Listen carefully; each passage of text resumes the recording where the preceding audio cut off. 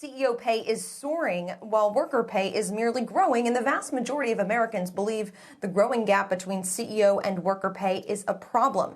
That, according to a new survey by Just Capital shared exclusively with CNBC.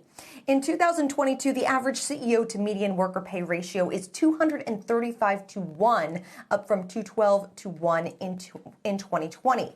Average CEO pay jumped 31% in the last 3 years, while median worker pay gained 11%.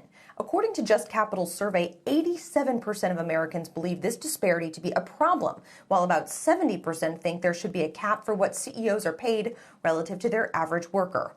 Industries with the highest pay gaps include restaurant and leisure, healthcare providers, and internet, many of the frontline workers from the pandemic. Those with the lowest pay gaps include banks, capital markets, and computer services.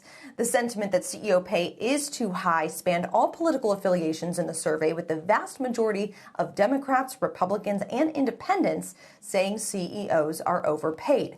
As for solutions, well, 85% surveyed say that one way to reduce income inequality is by raising the minimum wage. Guys? Hey, Leslie, how much, though, is this data based on shares that were effectively given as compensation over the last 2 years that we saw rise? Does it reflect where the market is today? And that's not to say that there is not a massive gap. I imagine there's still a massive gap, but I imagine that gap has probably come down over the past month.